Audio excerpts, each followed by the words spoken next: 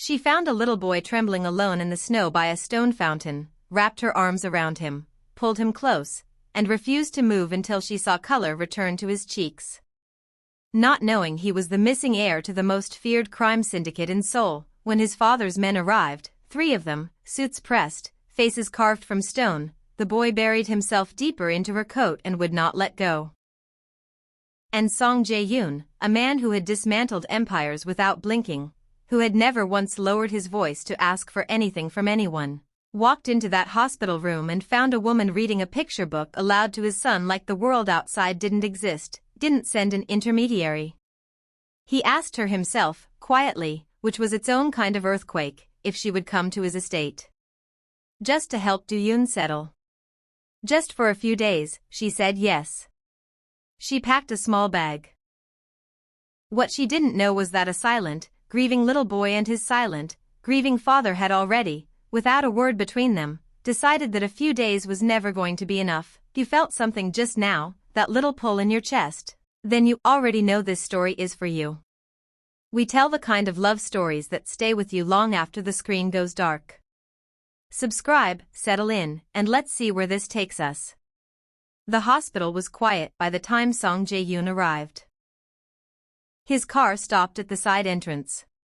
No sirens, no scene. That was how he moved without warning, without noise, like a storm that had already decided where it would land before anyone looked up at the sky. Chief Yu walked half a step behind him. Agents Park and Young flanked the corridor ahead, clearing the path without being asked. The staff pressed themselves against the walls. Nobody made eye contact. Nobody ever did. Jae-yoon's jaw was tight. He had not slept. He had not eaten. For 6 hours, Do-yoon had been missing, and in that 6 hours, Jae-yoon had quietly, methodically destroyed every lead that pointed nowhere. He was not a man who panicked.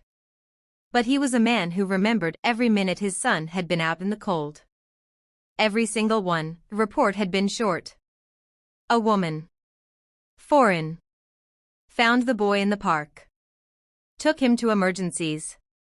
Refused to leave. He had expected a kidnapper who lost her nerve. Or someone smart enough to see an opportunity and dumb enough to think he wouldn't notice. He did not expect this. The door to room 7 was half open. He stopped in the doorway.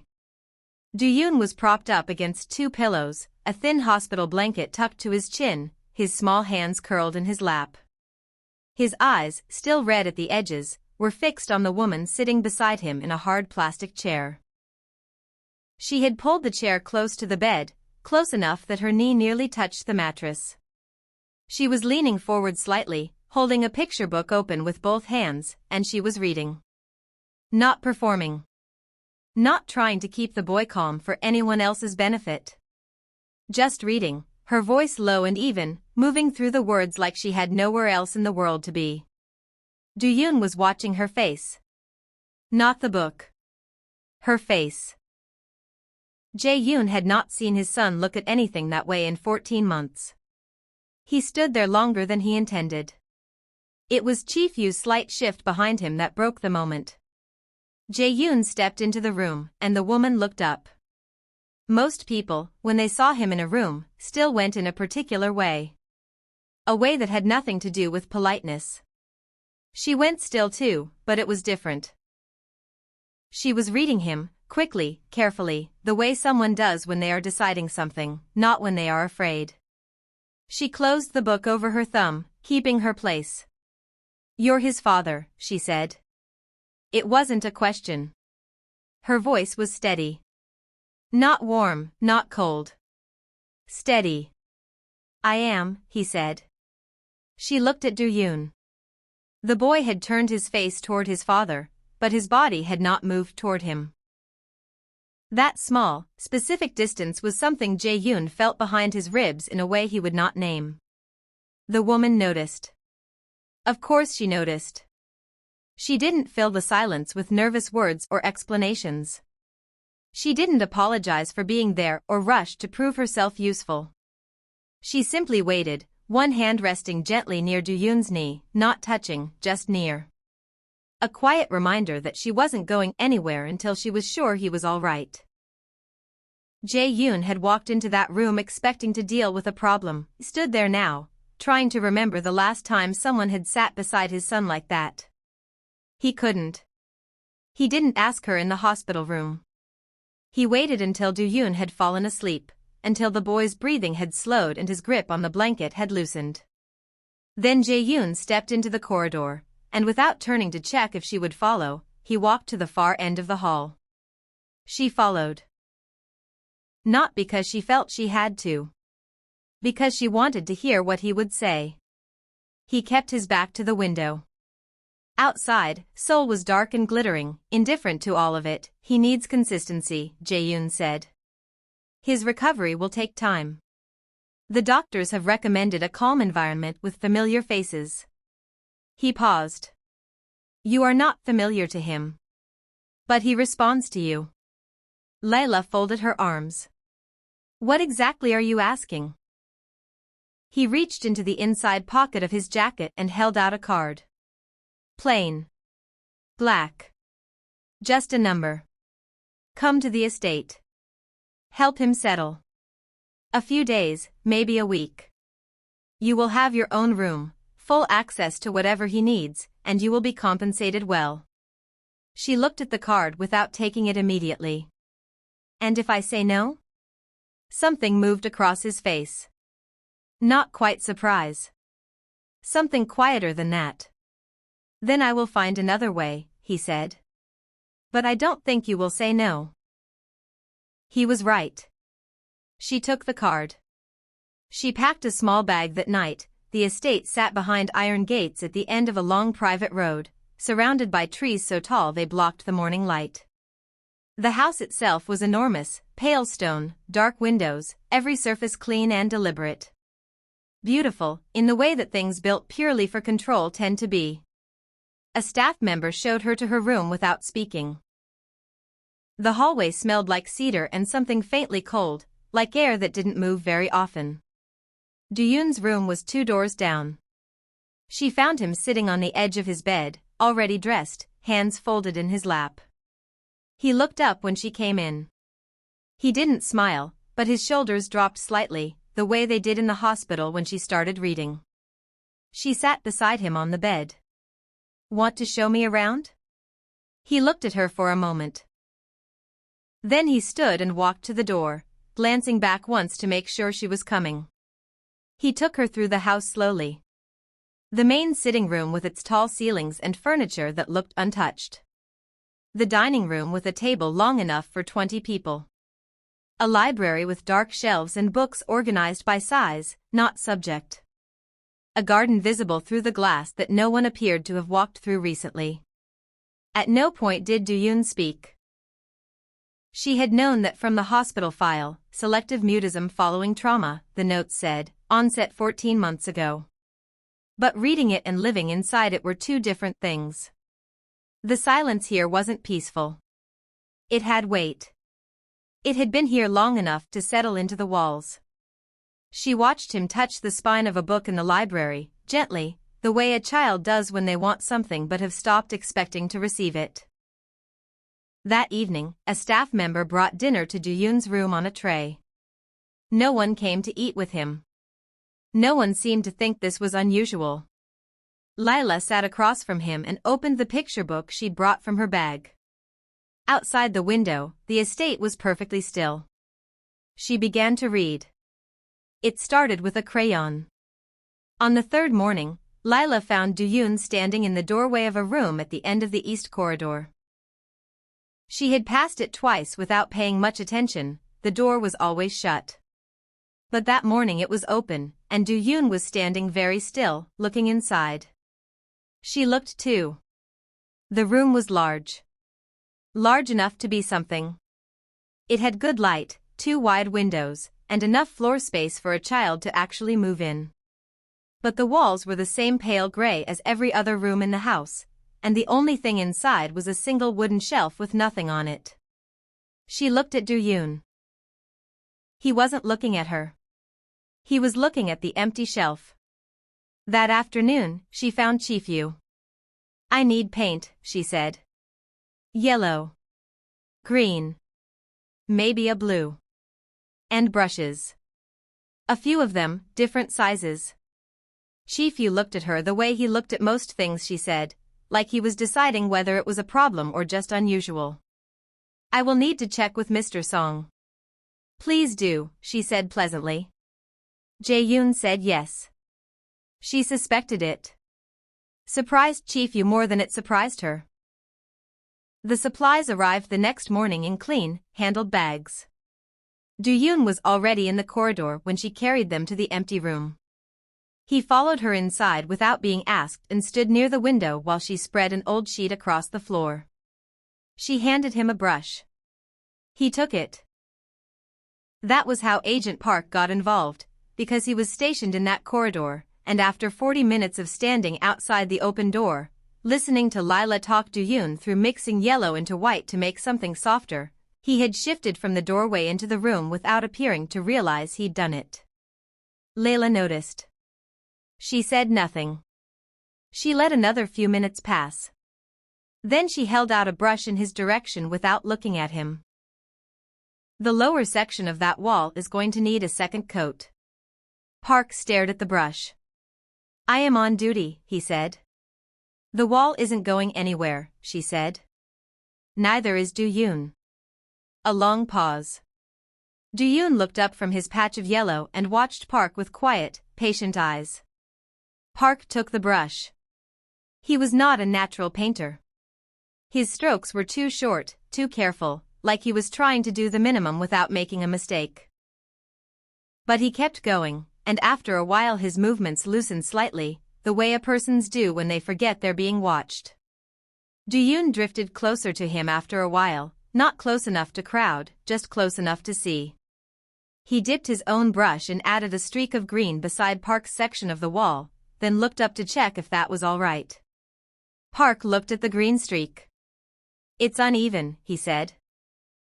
Do-yoon looked at it, then deliberately painted another streak beside it, just as uneven, and glanced back at Park with something that was almost a challenge. Park was quiet for a moment. Fine, he said, and returned to his own section. Lila kept painting and said nothing, but something had loosened in her chest. By the end of the afternoon, the room had color. Real color, imperfect, overlapping, a little uneven in places, and completely alive. Do-yoon stood in the middle of it and looked at all four walls. He didn't smile. But he stayed until the light changed. Lila couldn't sleep. It wasn't the room was fine, the bed was better than anything she'd slept in since moving to Seoul. It was the quietness. The estate had a particular kind of silence at night that was different from the daytime version. Heavier. Like the house itself was holding something in. She pulled on a sweater and went to find the kitchen. She had learned where it was on the second day, after realizing that asking staff to bring her tea at odd hours made them visibly uncomfortable. It was easier to make it herself. The kitchen light was already on. She stopped in the doorway. Jae-yoon was standing at the counter in a plain dark shirt and trousers, no jacket, no tie. A cup sat near his hand, untouched and probably cold. He was looking at nothing in particular, just the middle distance, the way people do when their thoughts are too loud to ignore. He looked up when she came in. Neither of them spoke for a moment. She moved to the stove, filled the kettle, and set it to heat. She got a second cup from the cabinet without asking and set it beside her own. He watched her do all of this but said nothing. When the kettle was done, she poured both cups and pushed one toward him. He looked at it briefly, then picked it up. She leaned against the counter across from him and wrapped both hands around her cup. You don't sleep much, she said. It wasn't a question. No, he said. The kitchen clock moved. Outside, the trees were still. He let Agent Park paint with him today, she said. Did anyone tell you? Something crossed Jae-yoon's face, quick, almost hidden. Chief, you mentioned it. He's got a good eye for color. Do-yoon. He knows what looks right, even if he doesn't say so. Jae-yoon's hands tightened slightly around the cup. He doesn't say anything. His voice was flat when he said it. But flat in the way that things are when the feeling underneath is too big to let out carefully. Lila looked at him. How long has it been since he spoke? 14 months. He said it the way people say numbers they have counted too many times. Since his mother's funeral. He said her name once, at the graveside. And then he stopped. Set the cup down. Nothing. The clock moved again. He doesn't hate you, Lila said quietly. Jae-yoon looked at her. His expression didn't change, but something behind it shifted, like a door that hadn't been opened in a long time, moving just slightly on its hinges. You don't know that, he said. I know that he watches the corridor outside your office every evening around 7, she said. He doesn't knock. He just stands there for a while and then goes back to his room. She paused. That's not hate. That's a child who doesn't know how to get to his father. Jae-yoon was very still. She didn't push further. She had learned that some things needed space to land, and this man had enough people in his life who filled every silence with noise. She finished her tea. Rinsed the cup. Set it on the rack. Good night, she said, and left him there with the truth she'd handed him, quiet as a cup of something warm. He was still standing in the kitchen when she turned the corner. But the untouched cup was gone. He had finally picked it up. The snowstorm came without much warning. By mid-morning the sky had gone the color of old paper, and by noon the garden was buried under a white so thick it swallowed the stone paths completely. The estate sealed itself in the way large houses do in bad weather, curtains drawn, staff moving quietly, every room turning inward. Lila spent the morning in the playroom with Do-yoon. They had added to the walls over the past 2 days, small handprints near the skirting board, a lopsided sun above the window, a row of trees that Do-yoon had painted himself in varying shades of green. The room looked lived in now. It smelled like paint and the orange peels Lila left on the windowsill because she liked the scent. Do-yoon was drawing at the low table when the wind picked up outside. He paused and looked toward the window. The snow was coming sideways now, pressing against the glass in soft, insistent waves. Lila sat down on the floor beside the table with her back against the wall and opened the picture book, a different one this time, one she had found in the library and cleaned the dust from carefully. It was about a bear who kept walking in circles trying to find his way home and kept missing it because he was moving too fast. She read slowly.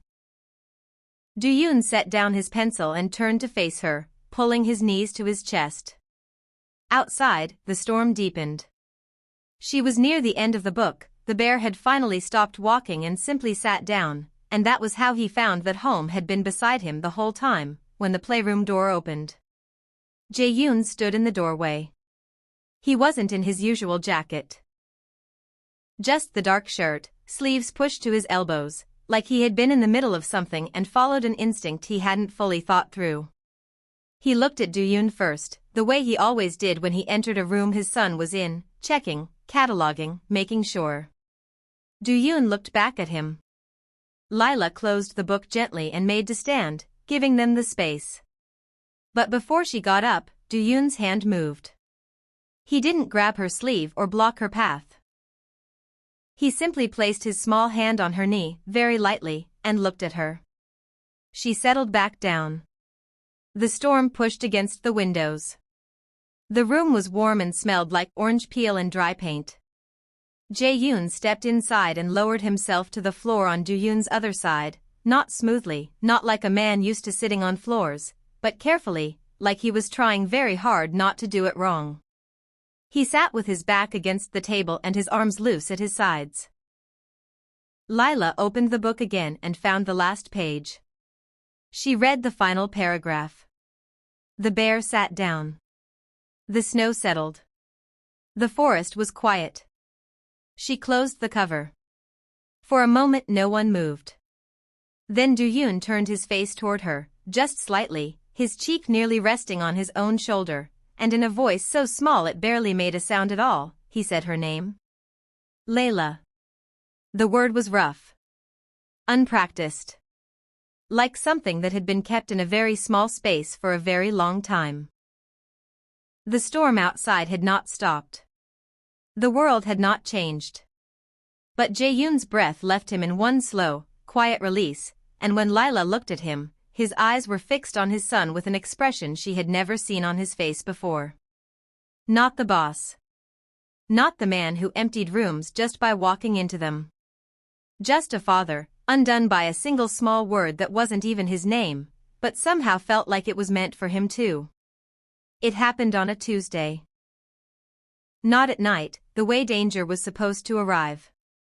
In the middle of the afternoon, while the sky was pale and ordinary and Do-yoon was showing Lila how to fold paper into the shape of a crane. The first sound was distant, a sharp crack somewhere beyond the front gate, brief enough that Lila almost decided she had imagined it. But then Agent Park was in the doorway of the playroom, and his face told her everything before his words did. We need to move. Now. He didn't raise his voice. That was the part that frightened her most. Do-yoon looked up from his paper crane. Park was already crossing the room, and Lila stood without thinking, reached for Do-yoon's hand, and held it firmly. It's okay, she told him. She didn't know if that was true. Park moved them quickly through the back corridor, not the main hall, not any path Lila had used before. A narrower route, lit by small ceiling lights that she hadn't known existed. The estate had layers she had never seen. That alone told her something. The safe room was behind a panel in the lower corridor, disguised as a section of wall. Park pressed a code into a small pad, the panel swung inward, and inside was a room the size of a large closet, 2 chairs, a monitor, a phone, water, a first aid kit. Everything clean, everything ready, the way things are when they have been prepared for a moment everyone hopes will never come. Park settled them inside. He looked at Do-yoon, then at Lila. Stay here. Don't open this unless I give you the code first. He told her the code, 5 numbers, spoken once, clearly. Do you have it? Yes, she said. He pulled the panel shut. The room sealed with a soft, final click. Do-yoon pressed himself against her side. She put her arm around him and kept it there. On the small monitor, she could see 2 camera feeds, the front gate, gray and blurred with movement, and the main entrance, where she could make out figures she didn't recognize moving in a way that made her stomach tighten. She looked away from the screen. She focused on Do-yoon's breathing instead, and on keeping her own steady, because he was watching her face to decide how afraid to be. The wait was 40 minutes. She knew because she counted. When Park's voice came through, the code, then his name, then it's clear, her legs felt strange when she stood. Do-yoon stood with her and did not let go of her hand. Walking back through the corridor, past the staff moving quietly, past the front entrance where the glass in one of the side panels had been replaced already, as if this had a practiced routine, Lila understood something she hadn't let herself think clearly before. This was the life that existed behind the warm kitchen and the painted walls and the midnight tea. This was what Do-yoon had been born into. And she had been sitting in the middle of it, reading picture books, almost forgetting to notice. Jae-yoon called the council 3 days after the breach. Lila didn't know this at first. She only knew that the East Wing had been closed off since the morning, that Chief Yu moved through the house with a tighter jaw than usual, and that dinner was brought to Do-yoon's room without explanation. She had learned to read the estate's moods by now. Something large was happening behind the closed door at the end of the east corridor, and everyone who worked here knew it. She put Do-yoon to bed early. He had been quieter since the safe room, not the old silence, which had been hollow and unreachable, but a watchful kind, the kind that meant he was thinking. Before she turned off his light, he looked at her for a long moment. I'll be right down the hall, she said. He held her gaze for another second. Then he nodded and lay back against his pillow. She was in the corridor when Jae-yoon found her. He looked tired in a way she hadn't seen before, not the sleepless, restless tiredness of the kitchen at 2 a.m., but something deeper. The kind that comes from carrying something heavy for a very long time and finally putting it down, not knowing yet whether that was the right thing to do. "Walk with me," he said. They went to the garden. The cold was sharp, the path still half covered from the storm earlier that week. Their breath showed in the air. Neither of them seemed to mind. He told her what had happened in the council room plainly, without softening it. The rival faction that had breached the gate was growing bolder. The council's solution was to respond with more force, to reinforce the estate, to expand the network further. More men, more reach, more power closing in around the walls. He had listened to all of it. Then he had told them no. Lila looked at him. "No to which part?" "All of it," he said. "The expansion. The response. The direction we've been moving in for the last 12 years. He stopped walking. The garden was still around them, bare branches holding small lines of snow. "The breach happened because we are a target. We will always be a target as long as the illegal operations continue. I knew that. I chose to ignore it because dismantling them meant giving up control I had spent my entire life building." He was quiet for a moment. "Do-yoon was in a safe room for 40 minutes, he said. "Counting the seconds, most likely. Holding your hand." Layla said nothing. "He should not know what a safe room is," Jae-yoon said. "He is 7 years old." The weight of that sentence settled between them. "The council didn't agree," she said. "No." 3 of them walked out. 2 more will follow within the week. He turned to look at her. "It will be difficult. Restructuring the legal holdings, cutting the rest, it will take time and it will not be quiet. But it is the only way Do-yoon grows up somewhere that isn't a fortress." Lila looked at him, really looked, the way she had that first night in the hospital corridor, reading his face for what was underneath. What she saw now was not the man who had handed her a plain black card and made a request that sounded like a statement. It was something quieter and much harder to come by. A man who had chosen his son over his empire. She exhaled slowly. The cold air took her breath and scattered it. "Then I'll stay," she said. "While it's difficult." He didn't respond right away. But when he looked at her, something in his face had finally, fully, come to rest. Chief-yu left on a Friday morning. There was no ceremony. That was not his way. He came to find Lila first, which surprised her, and stood in the doorway of the playroom the way he always had, straight-backed, hands clasped, expression composed. Do-yoon was at the low table, adding detail to a drawing he had been working on for 2 days. A house, Lila had noticed. With a garden and 3 figures standing in it. "Miss Lila," Chief-yu said. She stood. He looked at her for a moment with the particular expression of a man who has many things to say and has decided to say very few of them. "You are good for this house," he said finally. "Both of them." Then he looked at Do-yoon. Something moved across his face, brief and unguarded, the kind of thing that only appeared when someone thought no one was paying close attention. Do-yoon looked up. He studied Chief-yu for a moment with his calm, careful eyes. Then he held up the drawing. The 3 figures in the garden. One tall, one smaller, one in between. Chief-yu looked at it for a long time.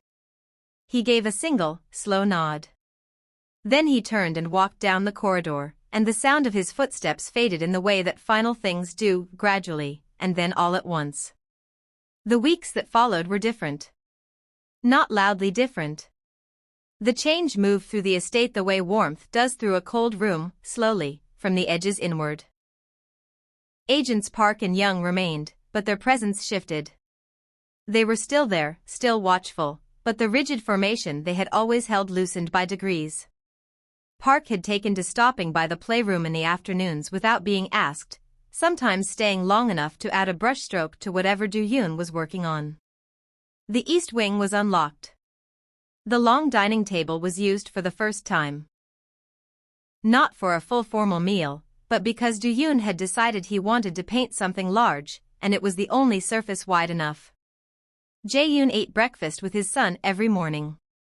It had started simply, without announcement. He was just there one morning when Lila brought Do-yoon down, sitting at the smaller kitchen table with 2 cups already poured. Do-yoon had stopped in the doorway, looked at his father, and then walked in and sat down. That was all. That was everything. Lila found Jae-yoon in the garden on a quiet evening near the end of the month. The cold was still present but softer, the sky holding on to the last of the light longer than it had in weeks. He was standing near the stone path, looking at the bare trees. She came to stand beside him, and for a while neither of them spoke, which had become its own kind of language between them. Do-yoon showed me the drawing, he said. The one with the 3 figures. I know, she said. He told me who they were. He paused. He spoke for almost 4 minutes. Lila smiled at the trees. Jae-yoon turned to look at her. Not the way he looked at problems to be solved or situations to be managed. The way he had looked at her, once or twice, when he thought she wasn't watching, with something open and unguarded that had no name in the vocabulary he had spent his life building. Stay, he said. Not for Do-yoon. For this. For whatever this is becoming. The last light moved across the garden. I'm already here, she said. The park looked completely different in spring. Lila hadn't been back since the day she found Do-yoon by the fountain. She had thought about it sometimes, in the early weeks at the estate, that gray afternoon, the cold that had gone straight through her coat, the way the boy had looked when she first saw him. Small and still and half-hidden, like something the winter had tried to swallow. It was Do-yoon who asked to go back. He had said it at breakfast, clearly and without hesitation, the way he said most things now, carefully chosen, but no longer held back. He wanted to see the park. The fountain. He wanted to show her something. Jae-yoon had looked at Lila across the table. She had looked back at him. They went on a Saturday morning, when the light was easy and the city was still slow. Agent Park drove. No formation, no second car. Just the 4 of them. The park was full of people. Families with small children, older couples walking without hurry, vendors selling things from carts near the entrance. The trees that had been bare and skeletal in December were now thick with pale green, the kind that only exists for a few weeks in early spring before deepening into summer. Flowers Lila didn't know the names of yet lined the paths in soft clusters of pink and white. Do-yoon was out of the car before Park had fully stopped. Lila watched him run. Really run, arms out slightly for balance, feet loud on the path, his dark jacket open and flying behind him. He ran the way children are supposed to run, without thinking about it, without any weight behind it. Just the pure, uncomplicated joy of moving fast through a world that was warm again. She felt Jae-yoon come to stand beside her.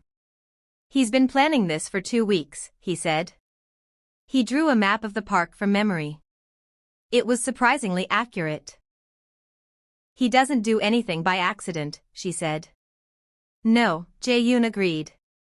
He doesn't. Do-yoon had reached the fountain. He stopped in front of it, looked at it for a moment, and then turned back to find them.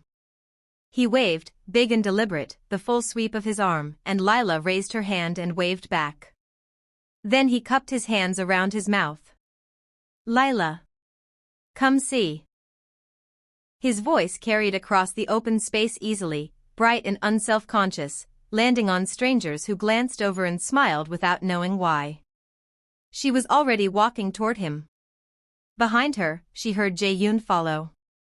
Not at a distance, not hanging back the way he used to in the early days, watching everything from the edges, managing rather than joining. He walked beside her, at the same pace, close enough that their hands brushed once and neither of them moved away.